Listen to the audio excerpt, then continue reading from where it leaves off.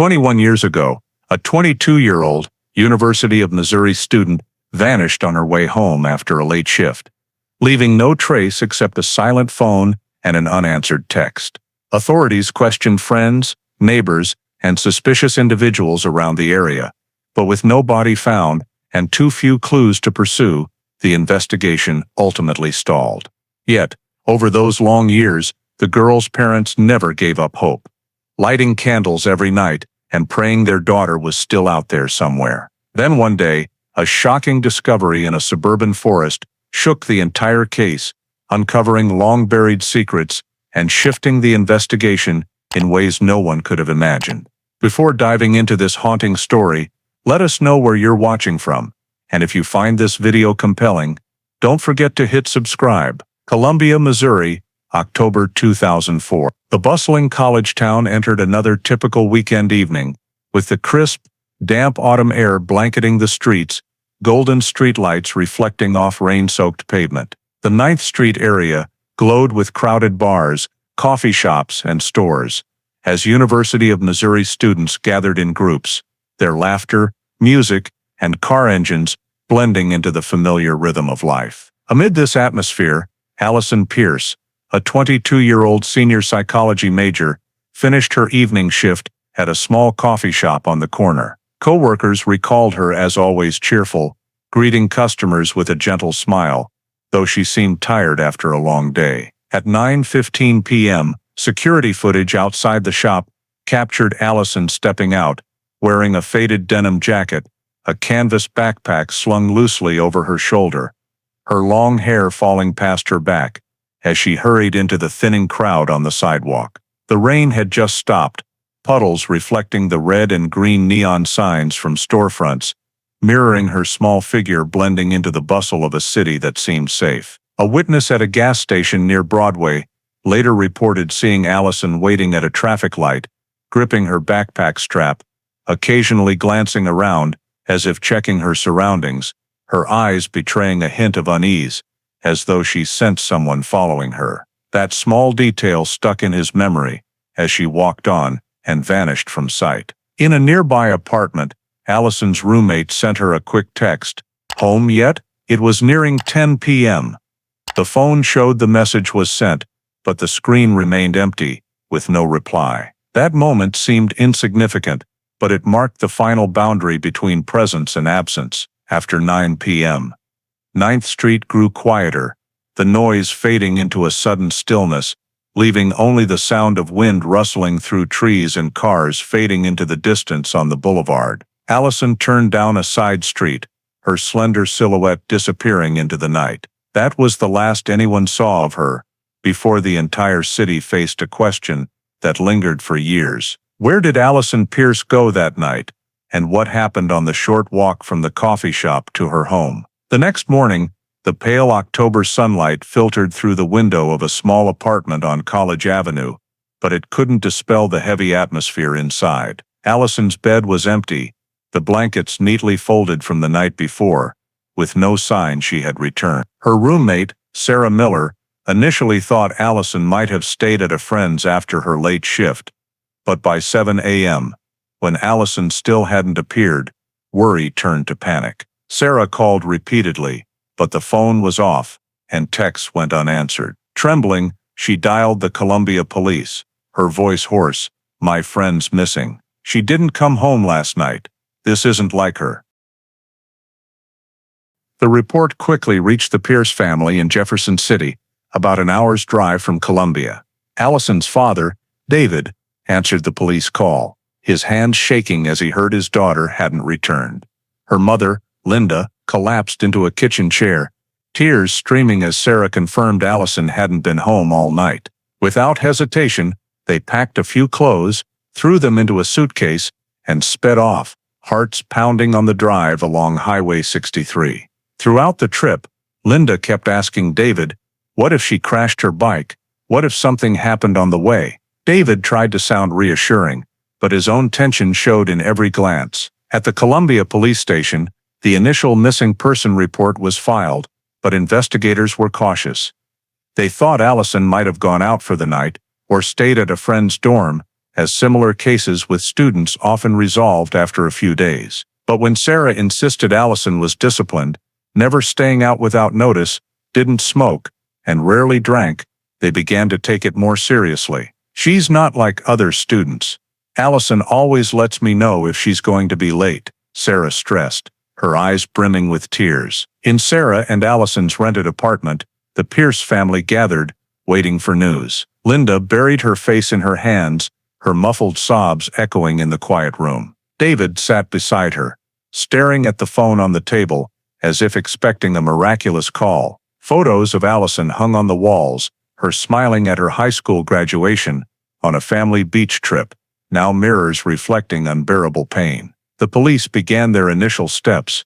They traced Allison's usual route from the coffee shop to her apartment, a mere 15-minute walk. Security footage from 9th Street was pulled.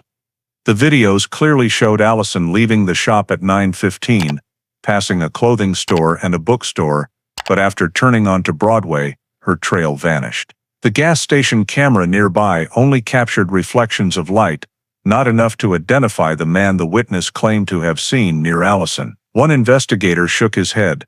"It's like she evaporated into thin air." As 24 hours passed since her disappearance, the case was officially classified as a missing person case. The first press release went out, describing Allison as 5'5", with long brown hair, wearing a denim jacket, and carrying a canvas backpack. Local news aired brief segments on the evening broadcast, showing Allison's smiling face in her college graduation cap, with a ticker below, University of Missouri student missing after late shift. On the second night of Allison's disappearance, the Pierce family barely slept.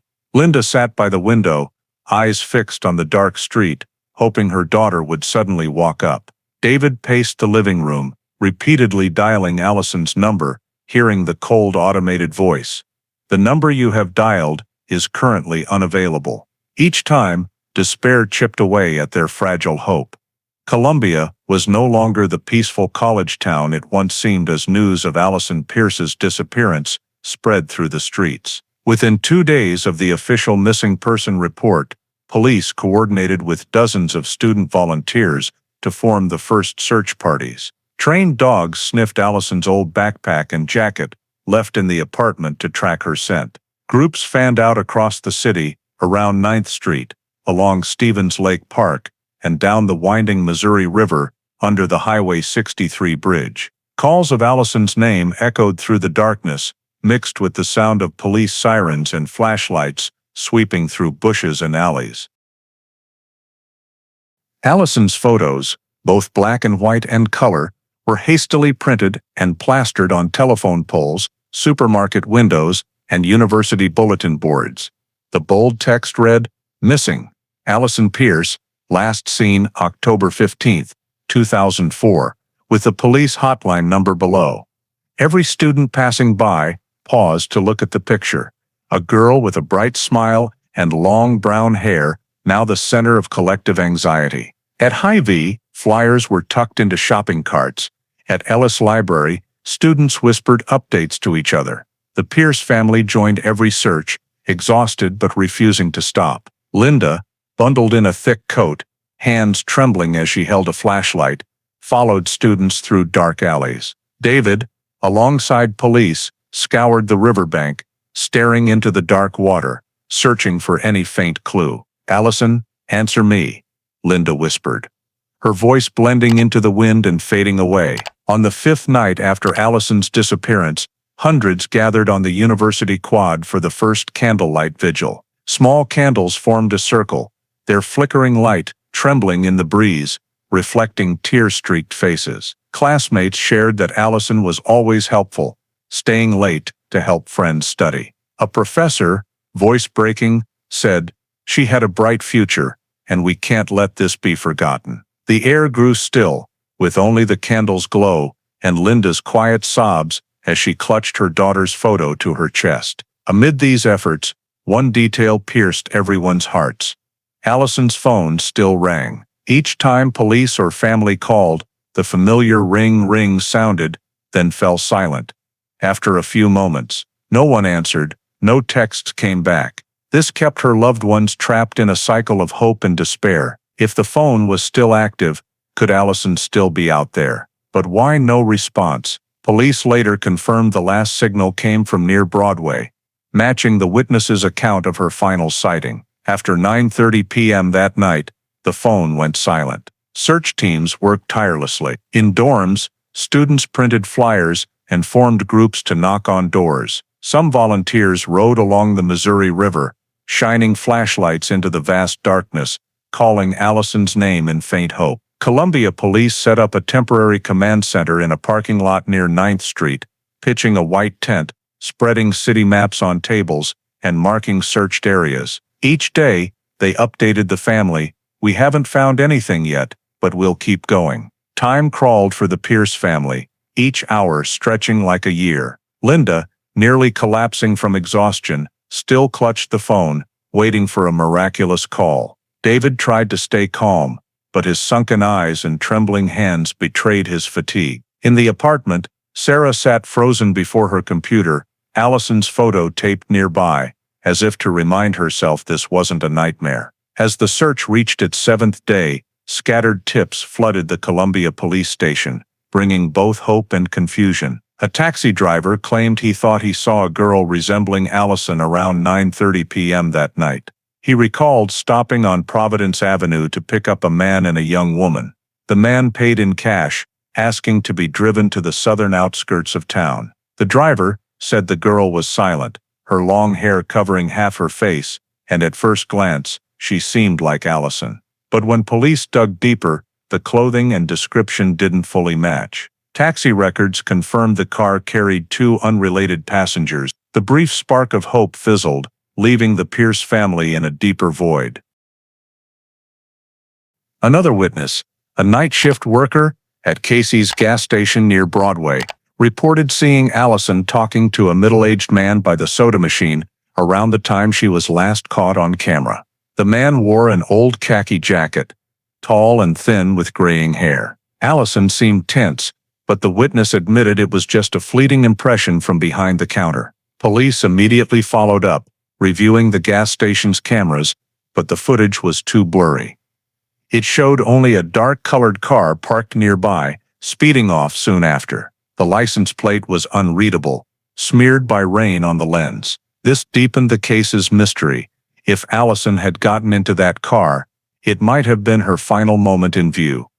As police grappled with these fragile leads, local media grew louder. The Columbia Daily Tribune ran a bold headline: "Allison Pierce, kidnapped or left voluntarily." Some reporters speculated she might have fled from academic pressure, seeking a fresh start. But those who knew Allison fiercely rejected this. Sarah, her roommate, said on TV, Allison wouldn't do that. She was weeks from graduating, had an internship offer. She had plans, dreams. She'd never leave without telling her family. The Pierce family felt wounded by media suggestions that Allison chose to vanish. Linda broke down watching a news report, while David stared silently at the screen. They knew their daughter was responsible, never disappearing without reason. Yet, with police unable to provide answers, rumors and theories spread, thickening the air with tension. Investigators faced pressure from both the family and the public.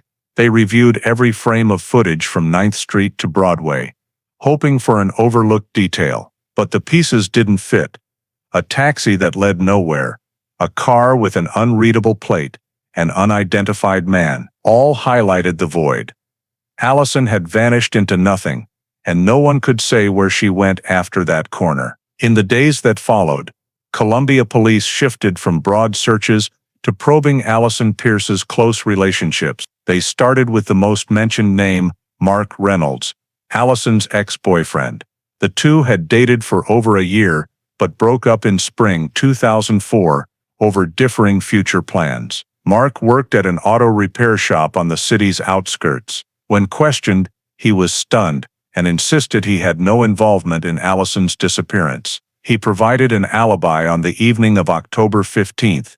He watched a football game with friends at Harpo's bar, backed by credit card receipts and friends' statements. After hours of questioning, police found no gaps in his story.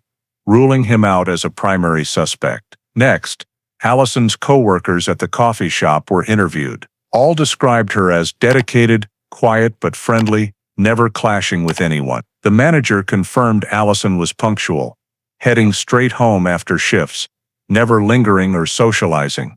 One co-worker recalled Allison seemed tired but cheerful that night, with no signs of distress. These accounts deepened the case's deadlock. Allison was introverted, with few social ties, who could have had a motive to harm her. Police also knocked on doors in Allison's apartment building. Some neighbors mentioned seeing her days earlier, always smiling in the hallway. But on the night in question, no one confirmed seeing her return. A woman upstairs heard footsteps around 9:30 p.m., but wasn't sure if they were Allison's or another tenant's. These fleeting details couldn't form a clear picture. Meanwhile, the Pierce family sank into despair. Each day they appeared on news broadcasts, pleading for help. On KRCG, David held Allison's photo, voice trembling. "Please, if anyone knows anything, tell us. Allison is our whole world." Linda often broke down on air, her sobs moving viewers to tears. Their TV appearances weren't just pleas, but a way to keep Allison's name alive amid other news. Back in their Jefferson City home, the pain was stark. Allison's room remained untouched since she left. Her desk held an open book, a favorite band poster hung on the wall, and a winter coat draped over a chair. Linda visited daily, sitting on the bed, stroking the pillow as if Allison had just stepped out. She refused to change anything, believing one day Allison would return and want everything as it was. For the police, the deadlock became undeniable. They had reviewed every camera along 9th Street and Broadway, but beyond the footage of Allison leaving the coffee shop and the blurry gas station image, there was nothing. No witnesses saw her after that, no physical evidence beyond vague theories. One investigator admitted to the press, "We're chasing a shadow. Where she went. With whom, how, it's all a blank." The media, after the initial frenzy, began questioning the Columbia Police's competence. Articles mixed hope and doubt. Was this a random abduction, or did Allison know her captor? Experts on TV offered answers that only deepened the family's pain. Theories of Allison leaving voluntarily persisted, despite their fierce denials. 6 months after Allison Pierce vanished, Columbia still had no answers. Hundreds of search hours, dozens of interviews, thousands of flyers, all dissolved into nothing. Each morning, Linda opened her daughter's room, hoping for a clue the police missed, but found only silence. David, usually reserved, began waking at night, sitting motionless in the living room, ears straining for familiar footsteps outside. Public pressure pushed Columbia Police to seek federal help. In early 2005, a small FBI team arrived, reviewing the entire case.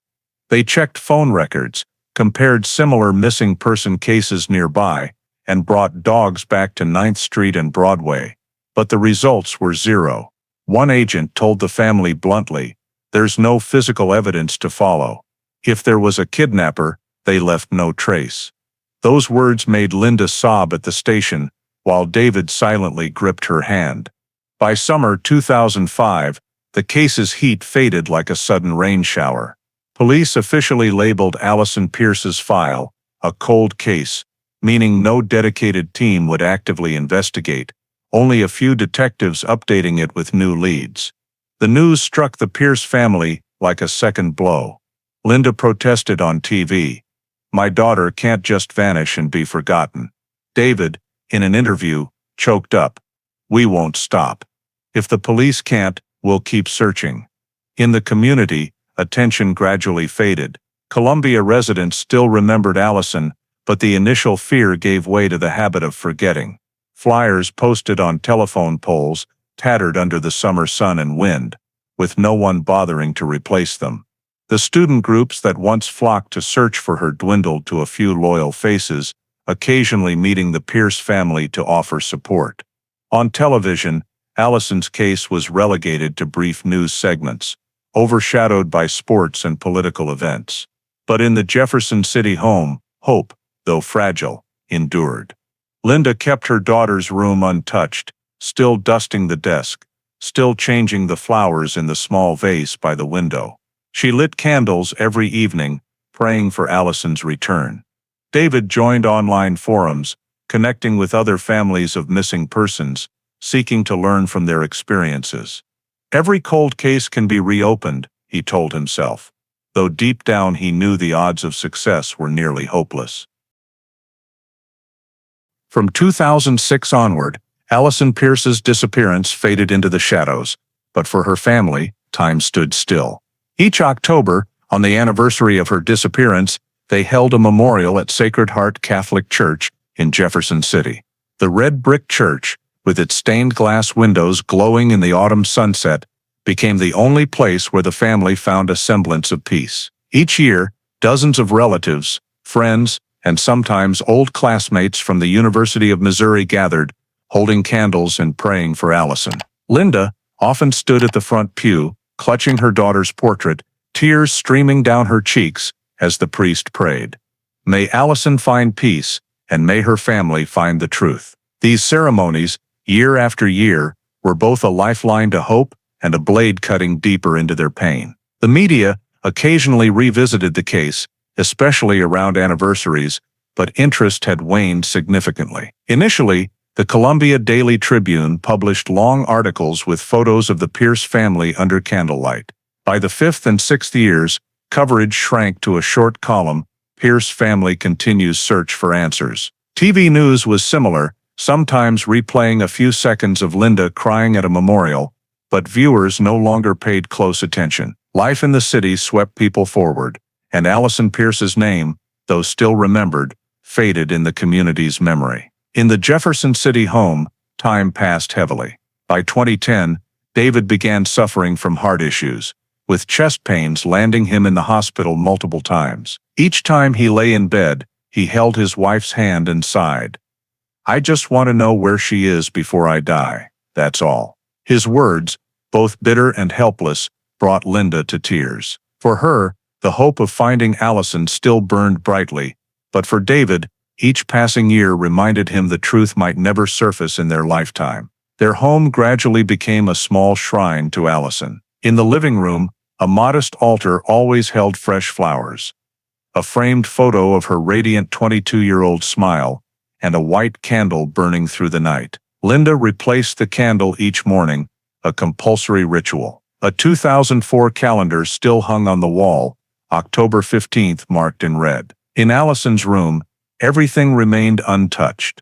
The neatly made bed, books open on the desk, an old perfume bottle faintly lingering with scent. Only Linda entered, to dust, adjust the pillows, or light another candle. It was her way of keeping her daughter alive in memory. The long years of waiting made the Pierce family familiar faces in the community of families with missing loved ones. They attended meetings and conferences, where parents shared their invisible pain. Linda once said, "Nothing is crueler than living each day not knowing where your child is, alive or dead. It's like a wound that never closes." She carried Allison's photo everywhere, sharing it with anyone willing to listen. Occasionally, anonymous calls or strange emails claimed to know Allison's whereabouts. Each time, police investigated, only to find cruel hoaxes or false leads. Yet, despite the disappointment, the family never gave up. Linda once said, "I'd rather be fooled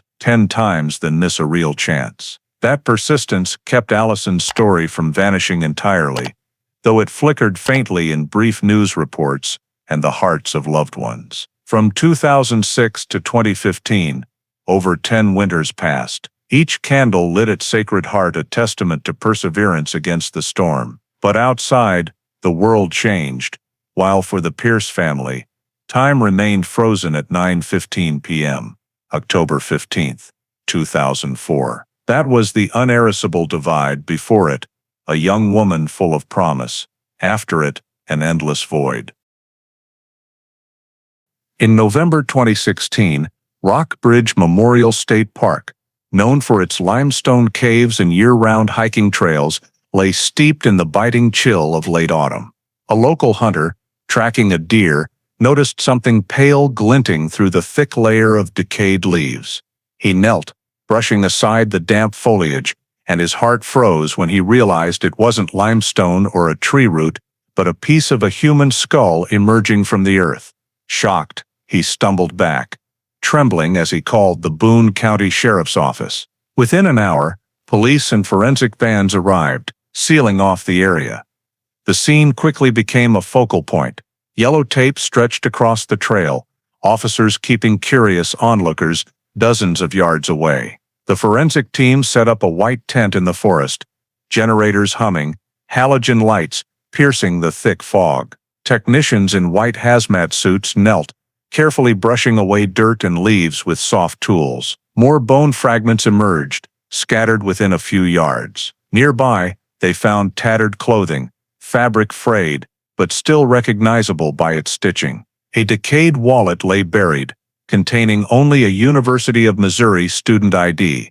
The text so faded it required a flashlight to read, but the name Allison Pierce stood out, faint yet haunting. News spread rapidly. When the Pierce family received the police call, Linda nearly collapsed, while David gripped the steering wheel, eyes red as he drove his wife to the park. They were led to the cordoned-off area, standing far from the white tent, only able to see figures in hazmat suits moving. An officer gently said, "We can't confirm yet, but it's likely Allison."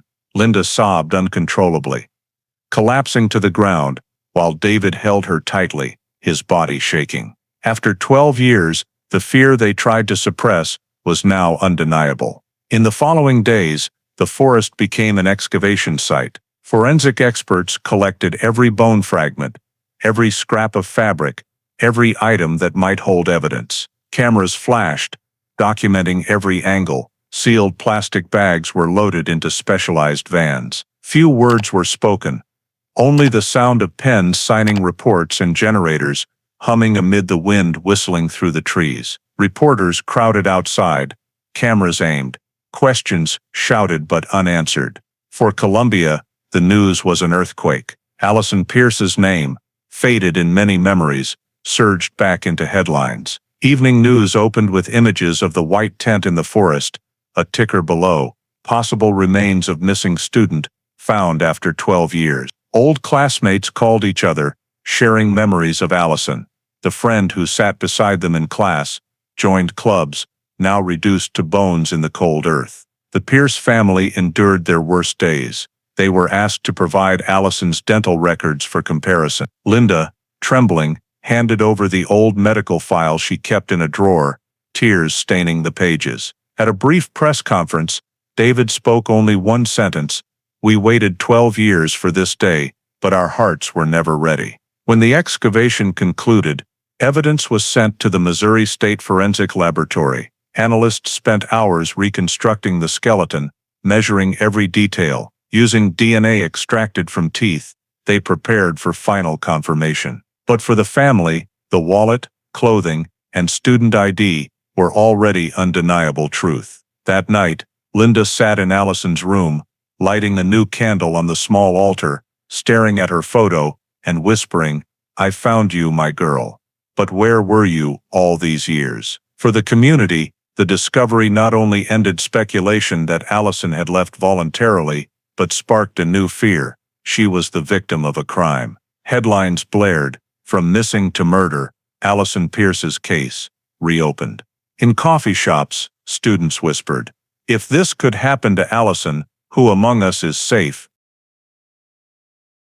Within weeks of the discovery, samples were sent to the Missouri State Forensic Laboratory for comprehensive analysis. The atmosphere in the cold Jefferson City Forensic Center was heavier than ever. Chief Medical Examiner Dr. Harold McMillan and his team began work with utmost care. On a gleaming metal table, bone fragments were arranged, numbered, and photographed like a grim puzzle spanning days. The first step was comparing the dental records provided by the Pierce family with the victim's teeth.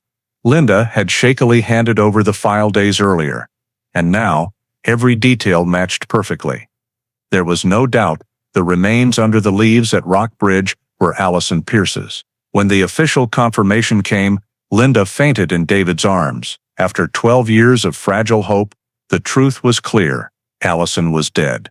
Forensic experts continued analyzing the skeleton.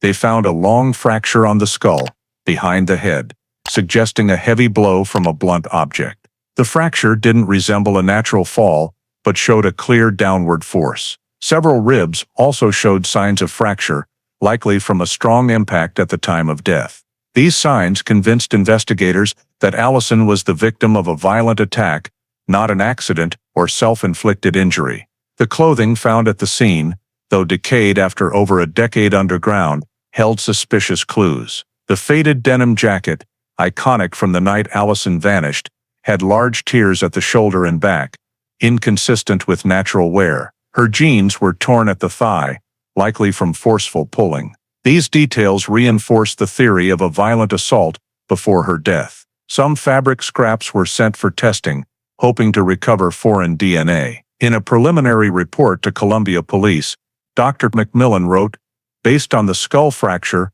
other broken bones, and the condition of the clothing, we conclude the cause of death is likely related to violent action. This is a homicide." With those words, after 12 years as a mysterious missing person case, Allison Pierce's file was officially reclassified, homicide investigation. When the news broke, Columbia was shaken again. Residents, accustomed to thinking of Allison as an unsolved missing person, now faced the reality that she was murdered. Local TV replayed old reports, now with a darker tone. Allison Pierce, missing since 2004, now confirmed dead by violence. The killer remains unidentified. Old classmates were stunned, many posting on social media, "We hoped she'd just gone somewhere to start over. No one thought she endured this." For the Pierce family, the confirmation was both an end and the start of new pain. Linda sat motionless for hours in Allison's room, her gaze empty on the framed photo. She whispered, "You're not wandering anymore, but I still don't know who did this." David, though stronger, couldn't hide his tears at a press conference. "We waited 12 years for the truth, but this truth hurts more than any nightmare." For Columbia Police, the reclassification meant heavier responsibility. No longer just a cold missing person case, they now had to hunt a killer who had evaded capture for over a decade. Investigators from 2004 were called back, joining a new forensic team. They met urgently in a conference room, spreading old maps and retracing the timeline of Allison's last night. Every detail from the gas station witness to the mysterious car with an unreadable plate was reanalyzed. In the community's eyes, Allison was no longer the missing girl, but the victim of an unsolved murder. The phrase echoed in conversations and headlines, reigniting an old fear in Columbia. The killer had lived among them all these years, perhaps still walking familiar streets, as if nothing had happened. From a skull fragment, under decayed leaves, Allison Pierce's case was reborn, not as a story of a missing girl, but as a chilling confirmation that a murderer had taken her into the darkness and vanished with the truth for 12 years. After the forensic lab confirmed Allison's death as a homicide, Columbia Police and the Boone County Sheriff's Office immediately reopened the 2004 case file. Dusty boxes of old documents were pulled from storage, filling conference tables.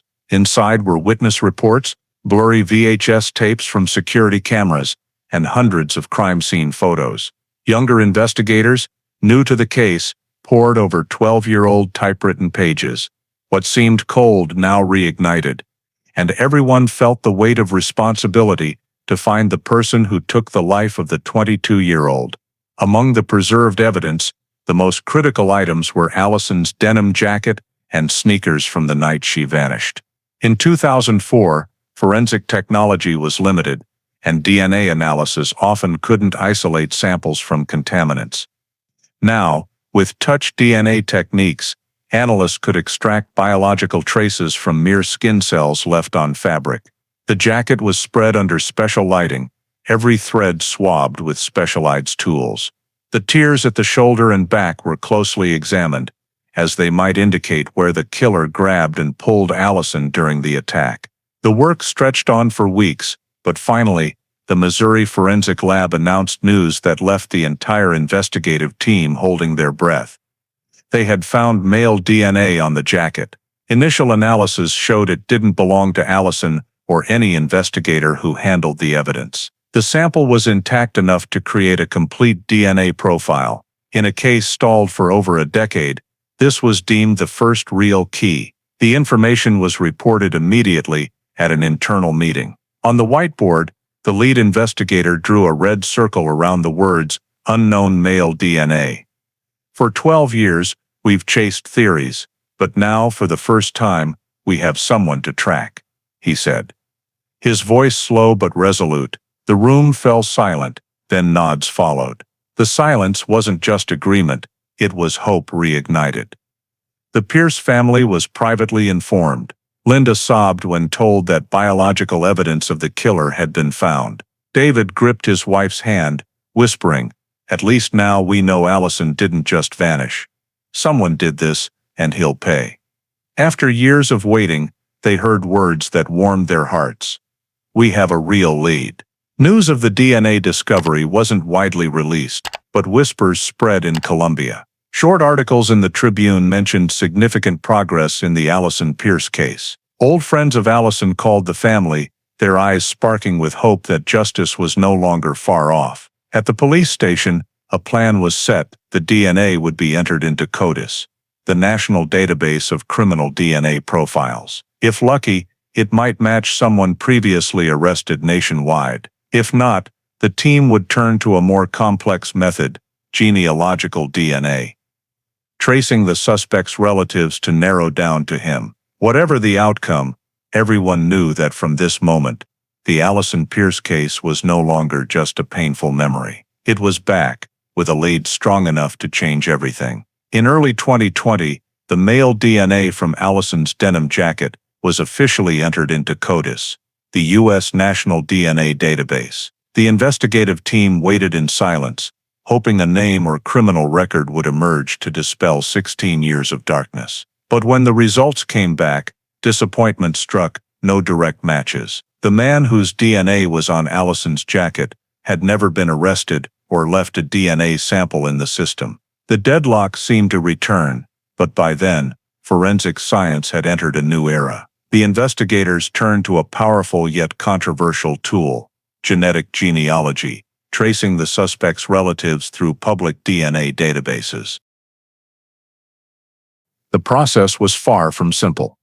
Experts analyzed the unknown DNA, examining hundreds of thousands of genetic markers and comparing them to data from platforms where people voluntarily submitted DNA to find distant relatives.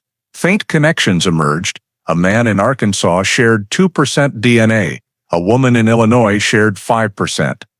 These small percentages were enough for forensic genealogists to start building a vast family tree, tracing back through generations to find a common branch. For months, intricate diagrams covered the walls of the Boone County Sheriff's Office meeting room.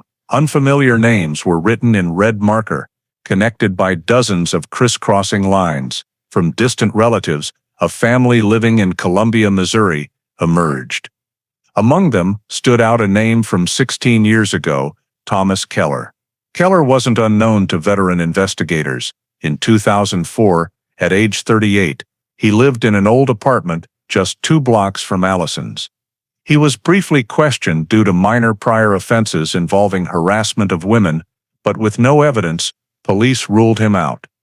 After Allison's disappearance, Keller left the neighborhood, moving to Springfield, Missouri, living a quiet life. For over a decade, he faded from the community's radar, committing no further crimes, drawing no attention. Now, through genetic genealogy, Keller emerged as the brightest name on the potential suspect list. A forensic analyst remarked, "Every genealogical branch leads to this family, and in that family, Thomas Keller fits the profile best. He had the age, location, and a questionable past. Crucially, he lived close enough to Allison to have had the opportunity to approach her the night she vanished." The internal revelation sent chills through the investigators. For years, Keller's name was just a faint line in the case file, unnoticed. Now it loomed large on the whiteboard, a memory that never truly faded. If we hadn't overlooked him in 2004, would things have been different? A veteran detective whispered. But it was a question without an answer. The reality was that now, with DNA evidence, Keller was suspect number one, and the team knew they were closer than ever to answers. The Pierce family was informed of the breakthrough in a private meeting. Linda clutched her husband's hand, crying as she asked, "So now we know who did it?" The detective responded gently. "We can't say for sure yet, but all signs point to one person. This time, we won't miss him." For the first time in years, a spark of real hope flickered in David's eyes. In the community, news of the police using genealogy spread quietly. Columbia residents began talking, recalling Keller, a tall, lanky man who rarely spoke, occasionally offering polite greetings. Some old neighbors remembered him standing on his balcony, smoking, his eyes following female students passing by. But with no evidence, it remained gossip. Now, those scattered stories felt chilling, like the final pieces of a puzzle. In the police meeting room, investigators circled Thomas Keller's name in red on the whiteboard, placing it at the center of dozens of genealogical branches. 16 years, we've gone in circles. But now every path leads to him, the lead investigator declared. The room's tension was palpable. For the first time, they felt the Allison Pierce case was no longer a ghost of the past, but a mystery on the verge of being solved.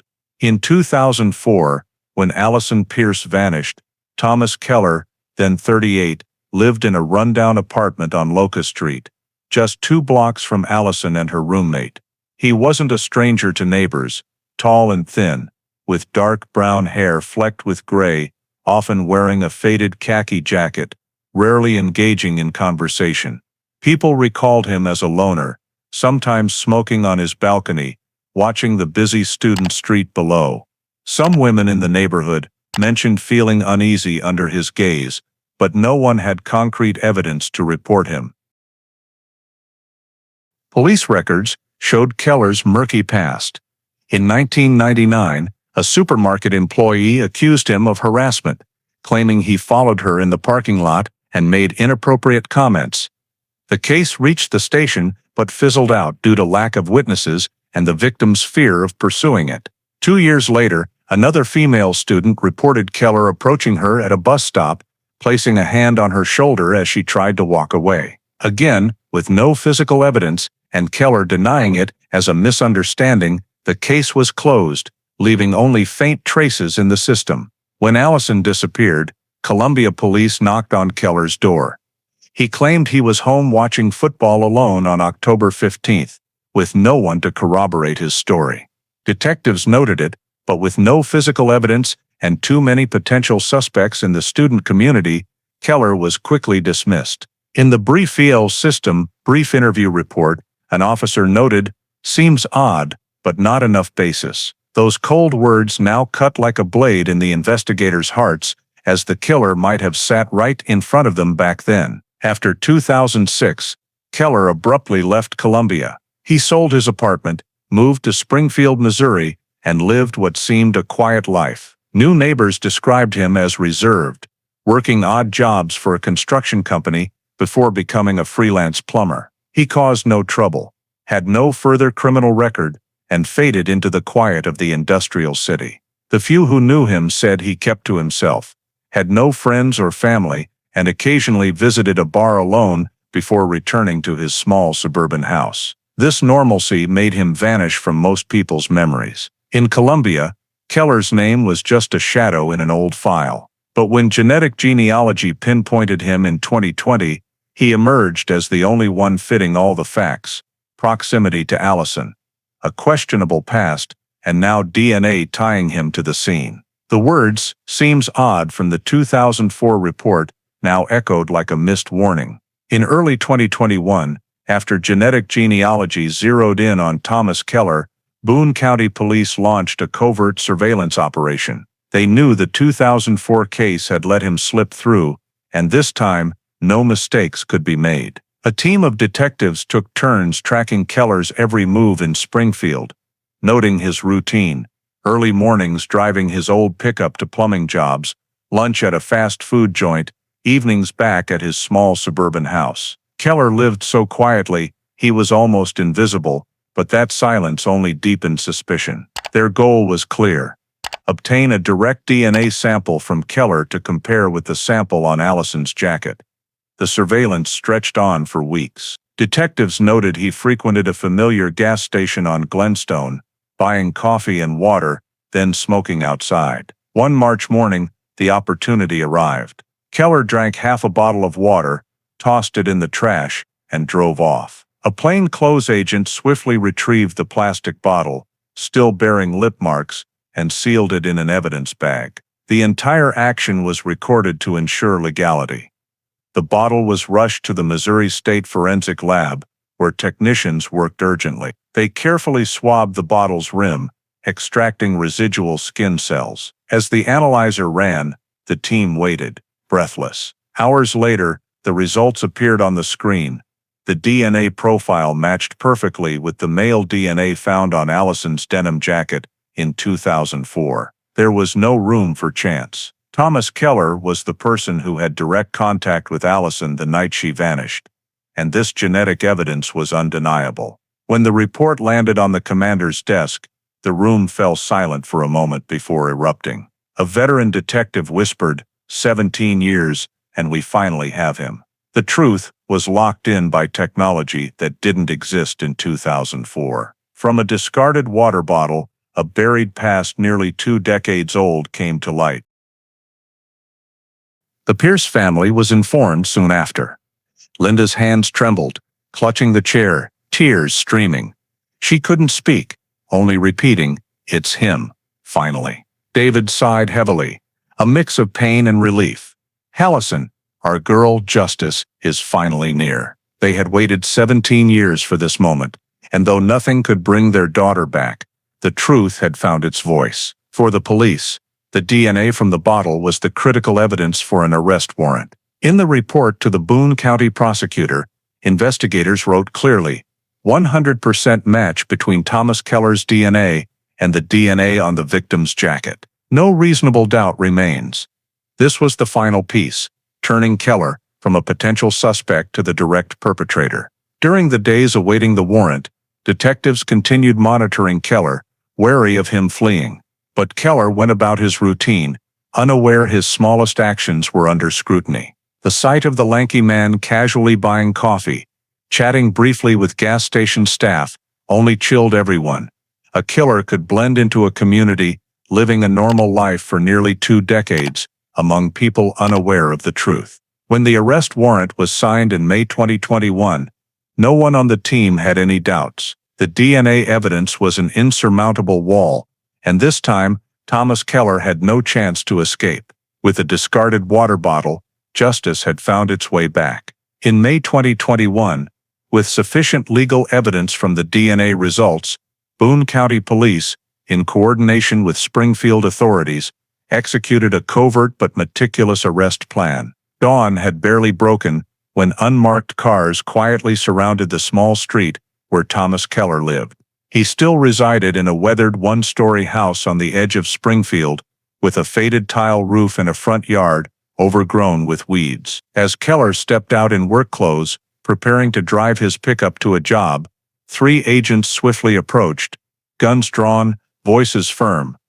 "Thomas Keller, you're under arrest for first-degree murder in the Allison Pierce case." Before he could react, his wrists were twisted back, cold handcuffs snapping shut. The man who had evaded capture for 17 years lowered his head, his face hardening, silent. By noon, Missouri media exploded with the news. Images of Keller being led from his house, hands cuffed, face gaunt, and eyes vacant, dominated the front page of the Columbia Daily Tribune, with the headline, "Cold Case 2004 Solved, Arrest in Allison Pierce Murder." TV stations aired a 10-second clip of him walking slowly between 2 officers, his modest house in the background, the place where he had hidden in plain sight for years. Within hours, the story erupted on social media, reviving memories long thought dormant. In Columbia, the news hit like a thunderbolt. Many recalled that in 2004, Keller had joined Allison's search groups, holding flyers, even attending a candlelight vigil. An old neighbor, interviewed, choked up, "I can't believe it. I remember him standing beside me at the first vigil for Allison. How could someone like that pretend to care?" Shock rippled through the city, leaving a chilling realization that the killer had blended into the crowd, feigning grief alongside the Pierce family. When the Pierce family heard of the arrest, they broke down. Linda collapsed, hands covering her face, sobbing and murmuring, "Finally, finally." David gripped his wife's hand, eyes red. "Our daughter has a voice now." They knew the legal journey ahead was long, but the moment Keller was cuffed was clear proof that justice, though late, had arrived. In press conferences, Boone County Police emphasized that the DNA evidence left no reasonable doubt. "This is the breakthrough we've waited 17 years for," the commander said firmly. The story of a discarded water bottle became a symbol of persistence. A small detail could unlock the entire truth. Columbia buzzed for days afterward. Coffee shops where Allison once worked hummed with whispered conversations, many unable to accept that the man who greeted them, who lived near Allison, was the culprit. An old classmate recalled, "I passed his apartment every day, never imagining I was walking by a killer." Unease spread as people realized a murderer had hidden in plain sight for nearly 2 decades. Thomas Keller, once a forgotten name in a 2004 file, became the focal point of Missouri. His image in an orange jumpsuit, face cold on the evening news, marked the start of a new phase in the Allison Pierce case. The journey to bring a killer to court and into the light of justice. After Thomas Keller's arrest, the entire Allison Pierce case moved to the trial preparation phase, and the atmosphere in Boone County grew unprecedentedly tense. The Boone County Prosecutor's Office immediately formed a dedicated team to build the case. Leading it was Chief Prosecutor Rachel Donnelly, known for her toughness in complex criminal cases. In the meeting room, she spread dozens of files across the table, her voice resolute, "We have what we didn't in 2004 DNA evidence, but to convince a jury, we must reconstruct the entire story from the moment Allison left the coffee shop to when her body was found 12 years later." The prosecution team began crafting a detailed timeline. They reconstructed October 15, 2004, 9:15 p.m. Allison left the coffee shop, 9:20 p.m. She appeared near Casey's gas station around 9:30 p.m. Her trail vanished. Meanwhile, Keller's apartment was just 2 blocks away, and he had no solid alibi beyond claiming he was home watching football alone. This was seen as a critical point, a flimsy statement against today's genetic evidence. They regathered old witness statements, including one claiming Allison spoke with a middle-aged man at the gas station, a description matching Keller's appearance at the time. Though camera footage was blurry, showing only a dark-colored car, the prosecution believed the combination of witness accounts, timeline, and DNA would form a compelling chain of evidence. Meanwhile, the defense team, led by attorney Richard Hale, prepared a counter-strategy. In a press conference, Hale boldly stated, "My client is innocent. DNA evidence isn't always absolute truth. It could be from secondary transfer, indirect contact." He argued that DNA could have reached Allison's jacket through various means, a handshake, touching a shared object, or even laundry. "No one can confirm that DNA resulted directly from a violent act," he said, sparking immediate public debate. Heated discussions unfolded on TV and in print. Some forensic experts confirmed secondary transfer was real but rarely produced a DNA sample intact enough for a profile like this one. A 100% match isn't coincidence, a forensic scientist emphasized in an interview, but the defense leaned on that rarity to sow doubt. If it's rare, it's not impossible. The public split, some fully trusted the science, while others feared a single DNA sample could wrongfully imprison someone for life. Behind the scenes, Prosecutor Donnelly understood the challenge. DNA was key, but not everything. She instructed investigators to re-examine every detail to bolster the narrative. They revisited statements from women who accused Keller of harassment in the late 1990s and early 2000s. Though those cases led to no charges, they revealed a pattern of troubling behavior.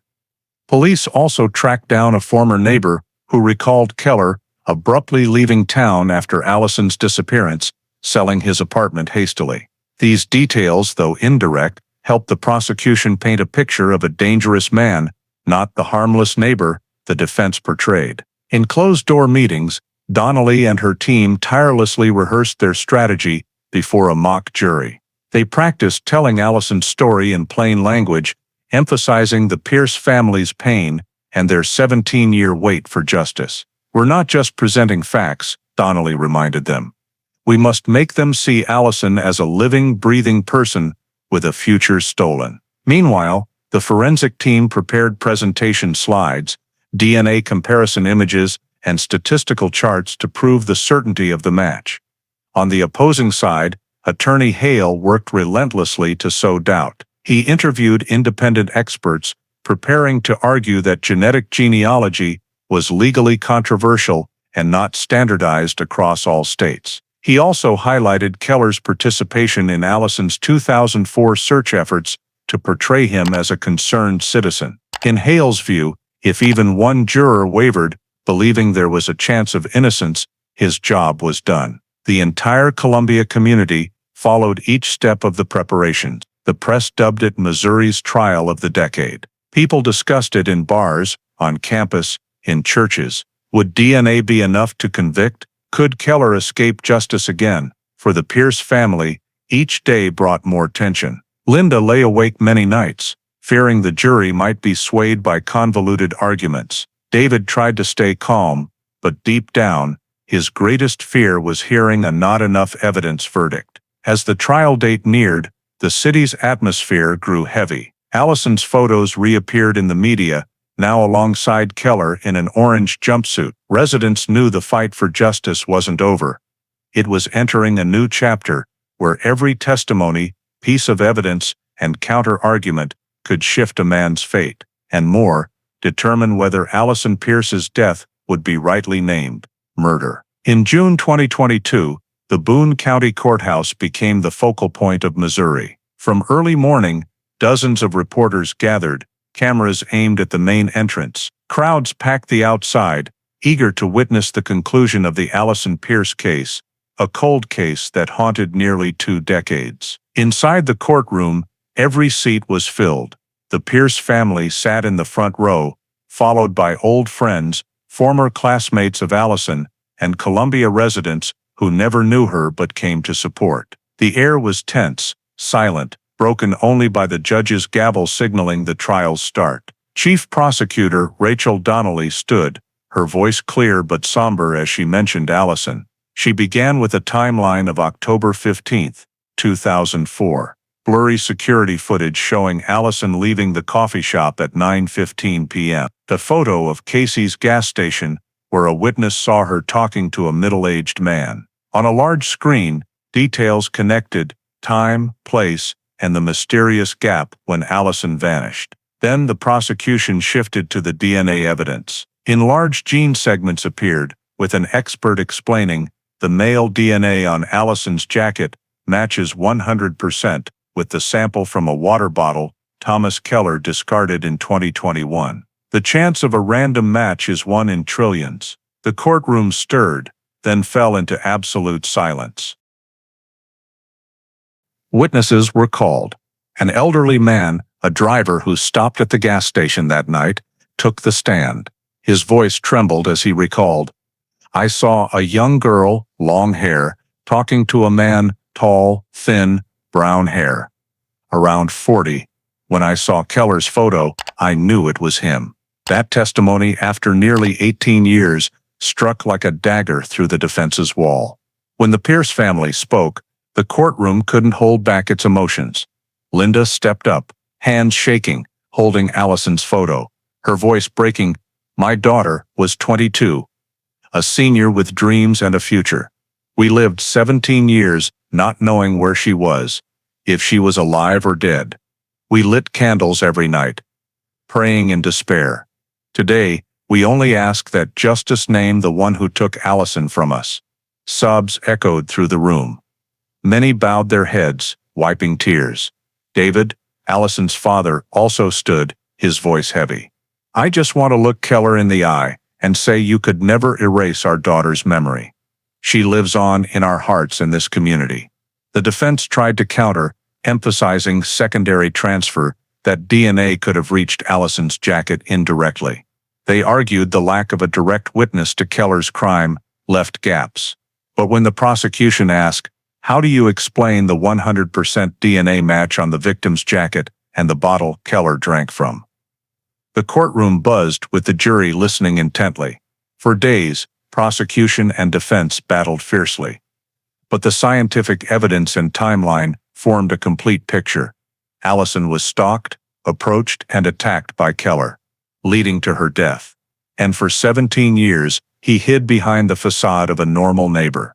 Finally, when the judge instructed the jury to retire for deliberation, the courtroom felt heavy as lead. The Pierce family held hands, eyes closed, praying silently. After over 6 hours, the jury returned.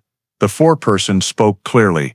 "We find the defendant, Thomas Keller, guilty of first-degree murder." Sobs erupted. Linda collapsed, covering her face, while David embraced her. Friends and former classmates of Allison clapped, some crying openly. Reporters rushed out, broadcasting the breaking news: "Guilty. Allison Pierce case solved after 17 years." In that moment, Columbia exhaled after nearly 2 decades under a dark shadow. The killer was finally named, and justice was delivered for Allison Pierce. On sentencing day, the Boone County courtroom was packed again. White light streamed through high windows, reflecting tense faces awaiting the verdict. Thomas Keller, in an orange jumpsuit, hands cuffed, was led in and sat in the defendant's chair. He didn't look around, his eyes dull, as if resigned to his fate. The judge read the sentence slowly, clearly. Defendant Thomas Keller is convicted of first-degree murder. The penalty is life imprisonment without parole. Each word landed like a steel hammer, closing a case that haunted Columbia for 17 years. In that moment, the Pierce family collapsed into each other's arms. Linda sobbed loudly, clinging to David and their children. They whispered the words they'd held for years: "Justice delayed is not justice denied." It affirmed that though Allison would never return, truth and justice had prevailed. Behind them, the Columbia community couldn't contain its emotions. As the judge finished, scattered applause grew into a prolonged ovation. It wasn't just support for the Pierce family, but relief for a city carrying a collective wound too long. Many embraced, wiped tears, but all understood the darkness of the Allison Pierce case had finally lifted.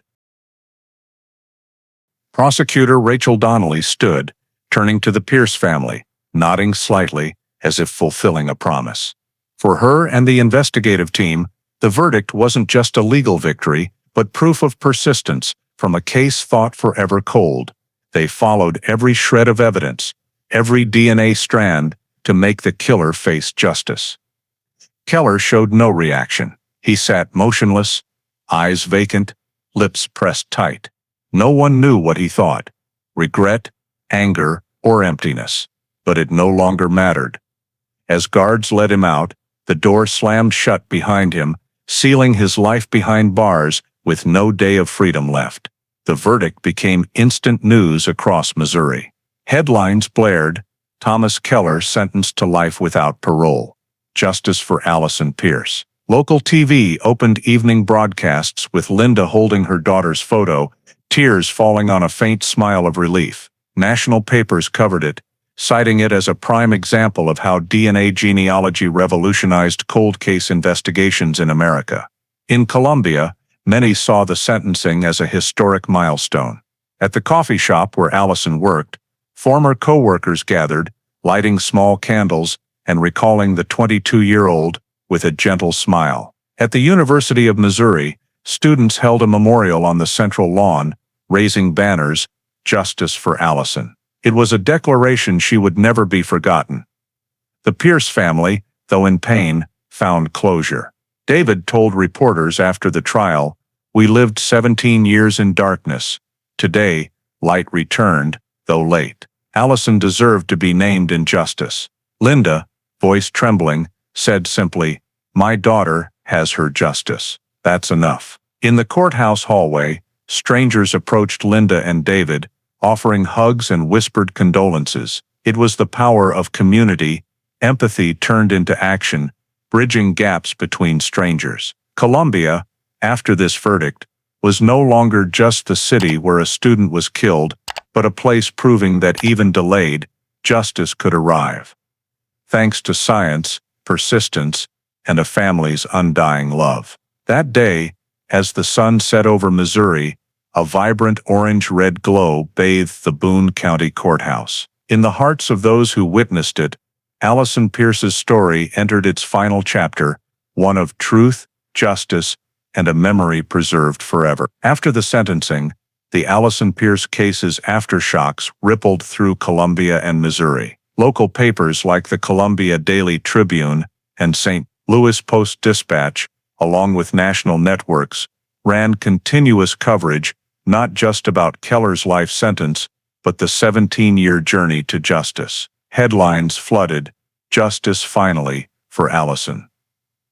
Missouri cold case closed with life sentence. Every detail, from the discarded water bottle to Linda's tears in court, was recounted, etching it deeper into collective memory. Not just traditional media, but the world of podcasts and crime talk shows jumped in. Special episodes launched on popular crime channels, titled The Columbia Cold Case, or Justice, After 17 Years. Hosts invited forensic experts, former police, and even Allison's old classmates to analyze. These episodes shot up rankings, as audiences nationwide were gripped by a story blending mystery, a prolonged cold case, a DNA breakthrough, and the shock that the killer had joined the victim's search efforts. Late-night talk shows didn't miss the chance. On-air images of Keller in cuffs appeared with sharp commentary. We could live beside a killer and never know. Some shows went further, questioning the 2004 police's responsibility for questioning Keller, but letting him go. If he'd been held and investigated thoroughly, Allison might not have lain in cold ground for 12 years, one commentator said, sparking heated debate. In Columbia, betrayal dominated conversations.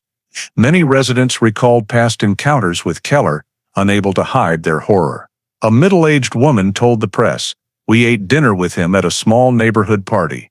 He seemed normal, even friendly. It's hard to believe the man across the table was Allison's killer." A former University of Missouri student recalled, "I saw him posting flyers for Allison's search. I thought it was kind. Now it makes me shudder." Anger wasn't just aimed at Keller, but at the system that missed him. Editorials posed blunt questions. What did we do in 2004? At community meetings, residents demanded police reform, how missing person cases are handled, ensuring no more fall into limbo. Without DNA tech advances, Keller could have died free, unknown, University of Missouri law professor stated. But alongside anger was relief, mixed with grief. Many said that since Keller's conviction, Columbia shed an invisible burden. The 2022 memorials for Allison were more crowded than ever, with hundreds of students, faculty, and residents gathering, holding candles, singing and praying. They came not just to remember Allison, but to affirm this community was stronger than the crime committed. Churches, schools, and the coffee shop where Allison worked displayed her photo with a simple caption, "Never forgotten." A student group even established the Allison Pierce Scholarship Fund for female psychology majors, her field of study. It was a way to turn pain into positivity, ensuring Allison's story lived on through future generations. Yet, not everyone moved on easily. For some former neighbors, memories of greeting Keller, asking him for help, or passing his apartment became a psychological burden. One man said, "I let my little girl walk by his place daily. It chills me to think about it." The unease that we never truly know who lives next to us became a collective scar. The Allison Pierce case, thus, didn't end with Keller's life sentence. It left a complex legacy, proof of science and persistence's power, but also a warning that justice can be delayed, and evil can hide as a harmless neighbor. Columbia, Missouri, will talk of this for years, in papers, podcasts, and whispered 9th Street coffee shop conversations, where, 18 years ago, Allison Pierce walked and never returned. After Thomas Keller's sentencing, the Allison Pierce case became a textbook study for the FBI and Missouri police. At professional conferences, her file was dissected from the 2004 dead end to the 2016 body discovery to the genetic genealogy breakthrough. Authorities stressed that without modern methods, the case might have stayed cold forever. This proves DNA genealogy isn't just the future, it's the present, an FBI official said at a Washington, D.C. seminar, citing Allison's case as a symbol of innovation. In Missouri, the case's ripples gave new hope to other families of missing persons. Parents and siblings, long hopeless, now approached police asking, "Can our case be reopened?"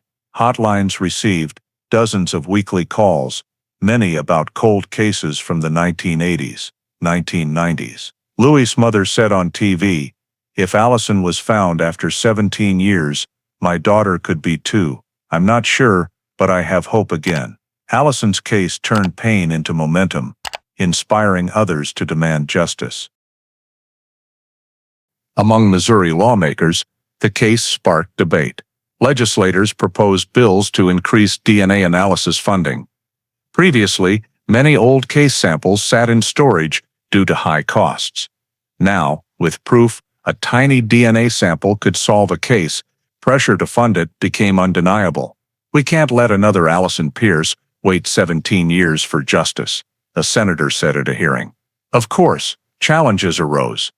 Some lawmakers and legal experts warned about privacy concerns with public genealogical databases. They feared tracing distant relatives could set a precedent for personal data invasion.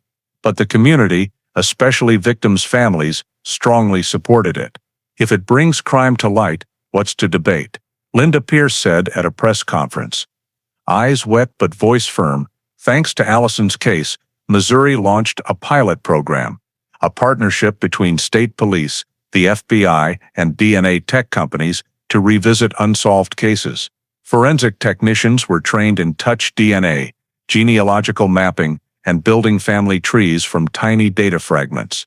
In these sessions, Allison Pierce's name was a reminder every sample, no matter how small, could be the key to justice. Nationally, law schools incorporated the case into curricula. Students studied how technology shifts justice's balance and the limits to consider.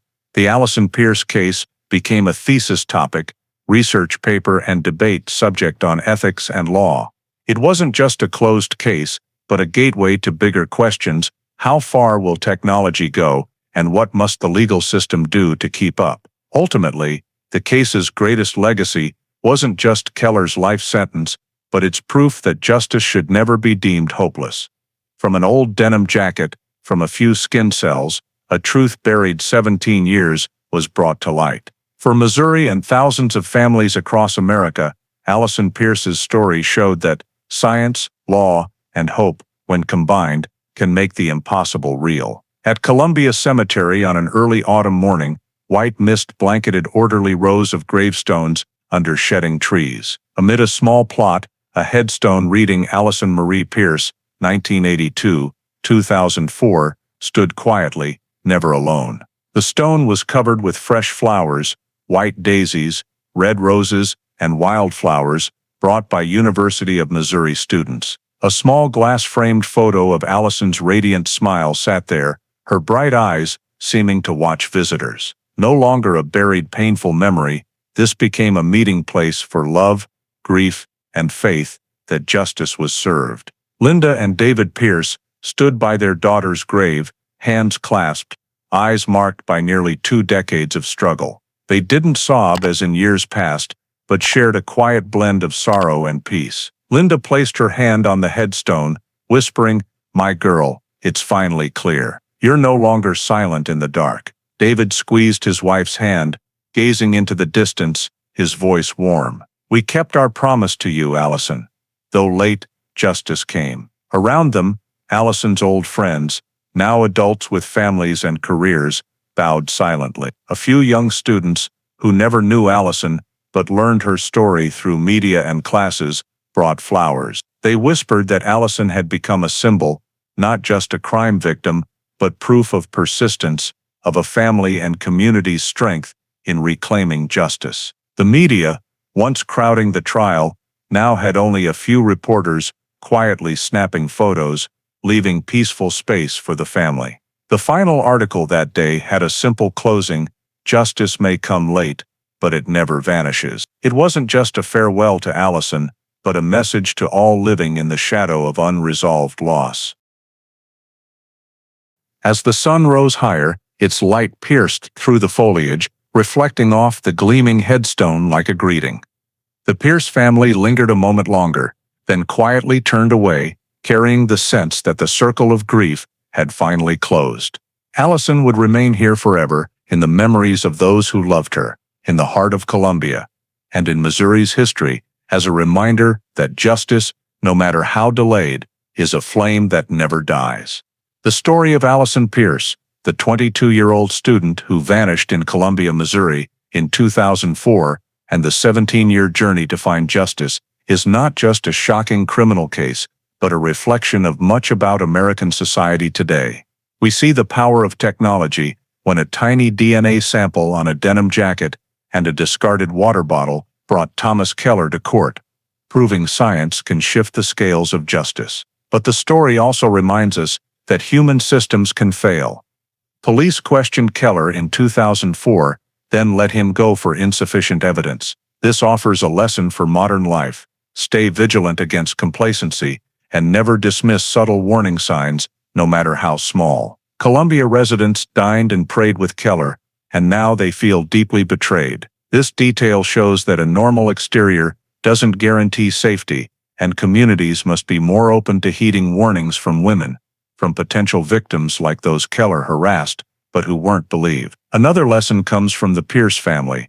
For 17 years, they never stopped lighting candles, holding memorials, and demanding the case be reopened.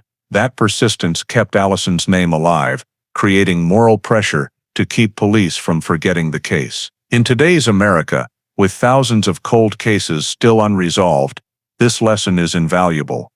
We need united communities, invested technology, and steadfast families and friends demanding justice. Justice may come late, but as Allison's headstone proclaims, it will never vanish. If you believe stories like Allison Pierce's case deserve to be retold to remind us of justice and vigilance, please subscribe to the channel to stay updated. Thank you for joining us, and we'll see you in the next video with another gripping true crime story.